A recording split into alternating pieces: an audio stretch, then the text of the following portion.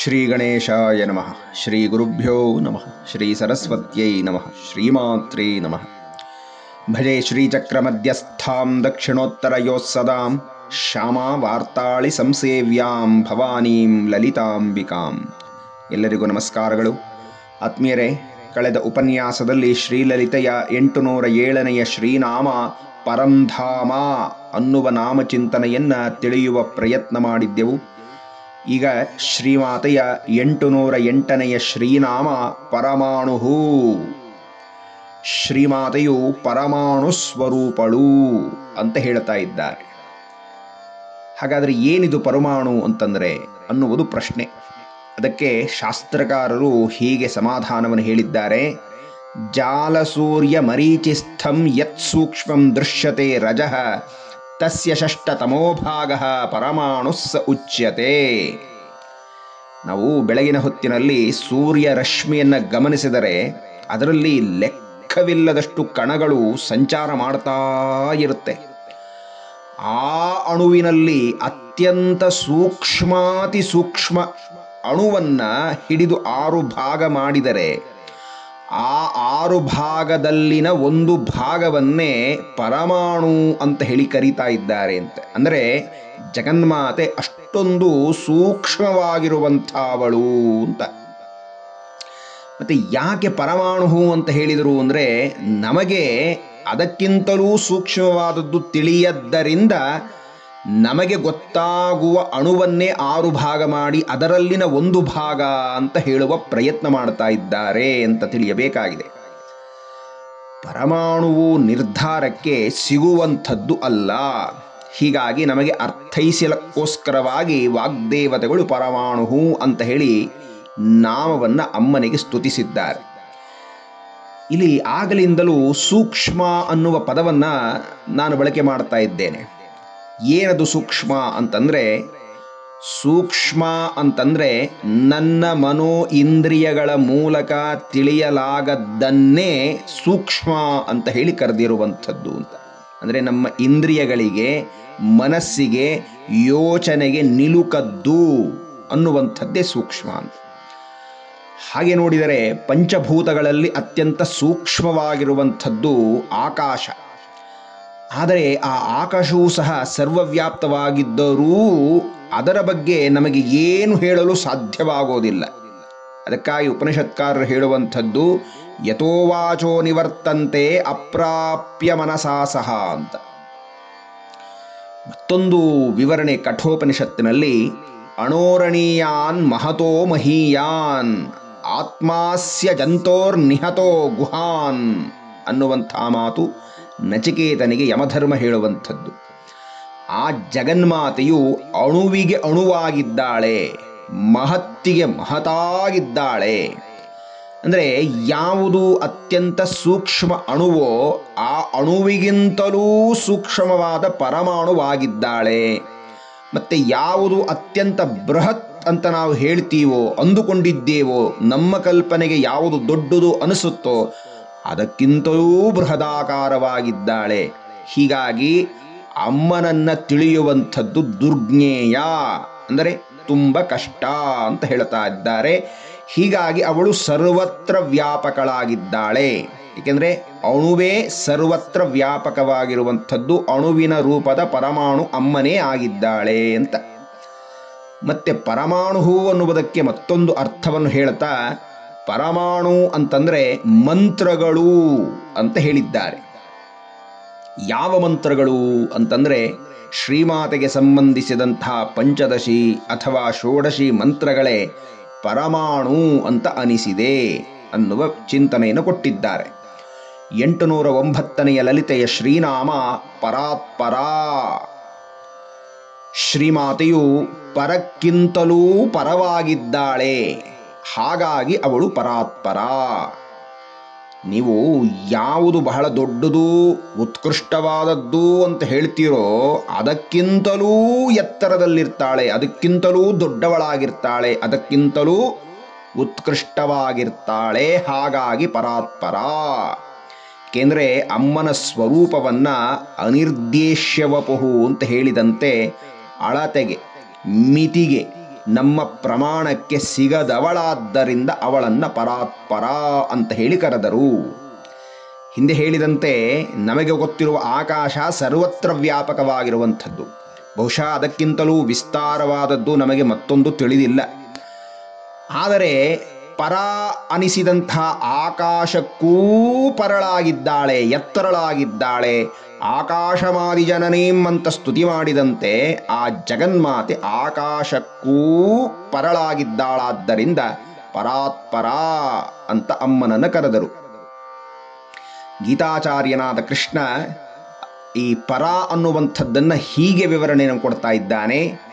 ಇಂದ್ರಿಯಾಣಿ ಪರಾಣ್ಯಾಹು ಇಂದ್ರಿಯೇಭ್ಯ ಪರಂ ಮನಃ ಮನಸಸ್ತು ಪರಾಬುದ್ಧೆ ಯೋ ಬುದ್ಧೇ ಪರಸಸ್ತು ಸಹ ಅಂತ. ಸೃಷ್ಟಿಯಲ್ಲಿ ಯಾವುದು ಬಹಳ ದೊಡ್ಡದು, ಬೆಲೆ ಬಾಳುವುದು ಅಥವಾ ಶ್ರೇಷ್ಠವಾದುದು ಅಂತ ಪ್ರಶ್ನೆ ಮಾಡಿದರೆ ನಾವು ಯೋಚನೆ ಮಾಡಿ ಹೇಳುವಂಥದ್ದು ಯಾವುದು ನಮಗೆ ಸಂತೋಷವನ್ನು ಕೊಡುತ್ತೋ, ಆನಂದವನ್ನು ಕೊಡುತ್ತೋ ಆ ವಸ್ತುಗಳು, ಆ ಪದಾರ್ಥಗಳು. ಕೆಲವರಿಗೆ ಮನೆ, ಕೆಲವರಿಗೆ ಅಧಿಕಾರ, ಕೆಲವರಿಗೆ ಓಡಾಡುವ ವಾಹನಗಳು, ಕೆಲವರಿಗೆ ಬಟ್ಟೆ, ಕೆಲವರಿಗೆ ವ್ಯಕ್ತಿ, ಹೀಗೆ ಅನೇಕ ವಿಧದಲ್ಲಿ ಪದಾರ್ಥಗಳೇ ಶ್ರೇಷ್ಠ ಅಂತ ಹೇಳ್ತಾರೆ. ಯಾಕೆ ಅಂದರೆ ಅದರಿಂದ ಅವರು ಸಂತೋಷವನ್ನು ಅನುಭವಿಸ್ತಾ ಇದ್ದಾರೆ. ಹೀಗಾಗಿ ಅವರಿಗೆ ಪದಾರ್ಥಗಳು, ವಸ್ತುಗಳು ಶ್ರೇಷ್ಠ ಅಂತ ಹೇಳ್ತಾರೆ.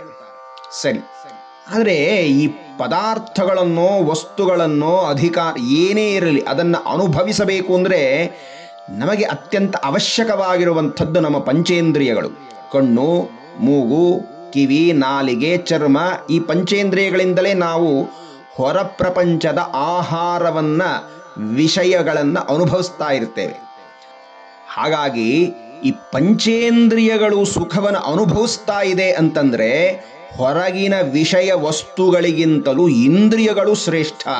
ಏಕೆಂದರೆ ಇಂದ್ರಿಯಗಳು ಇಲ್ಲ ಅಂತಂದರೆ ಹೊರಗಿನ ಯಾವುದೇ ವಸ್ತುಗಳು, ಪದಾರ್ಥಗಳು ಇದ್ದರೂ ಪ್ರಯೋಜನ ಆಗೋದಿಲ್ಲ. ಉದಾಹರಣೆಗೆ ಕಣ್ಣಿರೋದಿಲ್ಲ, ಕುರುಡರಾಗಿರ್ತಾರೆ. ಅವರಿಗೆ ಸುಂದರವಾದ ಪ್ರಕೃತಿಯನ್ನು ತೋರಿಸಿ ನೋಡ್ರಿ ಹೇಗಿದೆ ಅಂತಂದರೆ ಪಾಪ ಅವರು ಏನು ಹೇಳ್ತಾರೆ? ಅವರಿಗೆ ಪ್ರಯೋಜನ ಆಗೋದಿಲ್ಲ. ಪ್ರಕೃತಿ ಇದೆ, ನೋಡುವ ಸುಂದರವಾದ ವಸ್ತುಗಳಿದ್ದಾವೆ, ಕಣ್ಣಿಲ್ಲ, ಪ್ರಯೋಜನ ಇಲ್ಲ. ಸರಿ, ರುಚಿಯಾದ ತಿನ್ನುವ ಪದಾರ್ಥ ಎದುರುಗಿದೆ, ನಾಲಿಗೆಗೆ ರುಚಿಯೇ ಹತ್ತುತ್ತಾ ಇಲ್ಲ ಅಂದರೆ ಪ್ರಯೋಜನ ಏನು? ಹೀಗಾಗಿ ಇದೆಲ್ಲ ಇದ್ದರೂ ಕೂಡ ಇಂದ್ರಿಯಗಳು ಇಲ್ಲ ಅಂದರೆ ಪ್ರಯೋಜನ ಇಲ್ಲ. ಆದ್ದರಿಂದ ಮೊದಲ ಹಂತದಲ್ಲಿ ಹೊರಗಿನ ಪ್ರಪಂಚದ ಜಡವಸ್ತುಗಳಿಗಿಂತಲೂ ಪಂಚೇಂದ್ರಿಯಗಳು ಶ್ರೇಷ್ಠ ಅಂತ ತಿಳಿದ್ವಿ. ಈ ಪಂಚೇಂದ್ರಿಯಗಳಿಗಿಂತಲೂ ಮನಸ್ಸು ತುಂಬ ಶ್ರೇಷ್ಠವಾಗಿರುವಂಥದ್ದು. ಏಕೆಂದರೆ ಮನಸ್ಸೇ ಎಲ್ಲ ಅನುಭವಿಸುವಂಥದ್ದು ಅಂತ. ಸುಖ, ದುಃಖ, ನಮ್ಮ ಇಂದ್ರಿಯಗಳ ಮೂಲಕ ಬರಬಹುದಾದ ಆಹಾರವನ್ನು ಅನುಭವಿಸುವಂಥದ್ದು ಯಾವುದಯ್ಯ ಅಂದರೆ ನಮ್ಮ ಒಳಗಿರುವಂಥ ಮನಸ್ಸೇ. ಮನಸ್ಸು ಈ 5ರ ಜೊತೆ ತಗಲಿಲ್ಲ ಅಂದರೆ, ಮಿಲನವಾಗಲಿಲ್ಲ ಅಂದರೆ ಕಣ್ಣು ನೋಡಿಯೂ ಪ್ರಯೋಜನ ಇಲ್ಲ, ಕಿವಿ ಕೇಳಿಯೂ ಪ್ರಯೋಜನ ಇಲ್ಲ, ರುಚಿ ತಿಂದರೂ ಪ್ರಯೋಜನ ಇಲ್ಲ. ಹೀಗಾಗಿ ಎಲ್ಲ ಸುಖಗಳ ಮೂಲವನ್ನು ಅನುಭವಿಸುವಂಥದ್ದು, ದುಃಖಗಳ ಮೂಲವನ್ನು ಅನುಭವಿಸುವಂಥದ್ದು ಮನಸ್ಸು. ಹೀಗಾಗಿ ಮನಸ್ಸು ಇಂದ್ರಿಯಗಳಿಗಿಂತಲೂ ಶ್ರೇಷ್ಠ. ಇದು 2ನೆಯ ಹಂತ. ಮನಸ್ಸಿಗಿಂತಲೂ ಬುದ್ಧಿ ಶ್ರೇಷ್ಠವಾದದ್ದು ಅಂತ 3ನೇ ಹಂತದಲ್ಲಿ ಕೃಷ್ಣ ಪರಮಾತ್ಮ ಹೇಳ್ತಾ ಇದ್ದಾನೆ. ನಿಜ, ಬುದ್ಧಿ ಇಲ್ಲ ಅಂದರೆ ನಮಗೆ ಸರಿತಪ್ಪುಗಳ ಅರಿವೇ ಇಲ್ಲದಂತಾಗಿ ವಿವೇಕ ಶೂನ್ಯವಾಗುತ್ತೆ. ಯಾವಾಗ ವಿವೇಕ ಶೂನ್ಯವಾಗುತ್ತೋ ಆಗ ಹುಚ್ಚರಂತೆ ವರ್ತನೆ ಮಾಡೋದನ್ನು ನಾವು ನೋಡ್ತೇವೆ. ಅವರು ಶರೀರತಃ ಇದ್ದರೂ ಒಂದರ್ಥದಲ್ಲಿ ಜಡವಾಗಿ ಬಿಡುತ್ತಾರೆ. ಹೀಗಾಗಿ ಜಡವಸ್ತುಗಳಿಗಿಂತಲೂ ಇಂದ್ರಿಯಗಳು ಶ್ರೇಷ್ಠ, ಇಂದ್ರಿಯಗಳಿಗಿಂತ ಮನಸ್ಸು ಶ್ರೇಷ್ಠ, ಮನಸ್ಸಿಗಿಂತ ಬುದ್ಧಿಯು ಶ್ರೇಷ್ಠ, ಬುದ್ಧಿಗಿಂತಲೂ ಸರ್ವಶ್ರೇಷ್ಠವಾದದ್ದು ಪರತಸ್ತು ಸಹ ಅಂತ ಪರಮಾತ್ಮ ಹೇಳಿದ್ದಾನೆ. ಅಂದರೆ ಆತ್ಮವಸ್ತುವೇ ಬುದ್ಧಿಯನ್ನೂ ಪ್ರಚೋದನೆ ಮಾಡ್ತಾ ಇದೆ. ಧಿಯೋ ಯೋ ನಃ ಪ್ರಚೋದಯಾತ್, ಈ ಎಲ್ಲ ಇಂದ್ರಿಯಗಳನ್ನು ಪ್ರಚೋದನೆ ಮಾಡ್ತಾ ಇದೆ.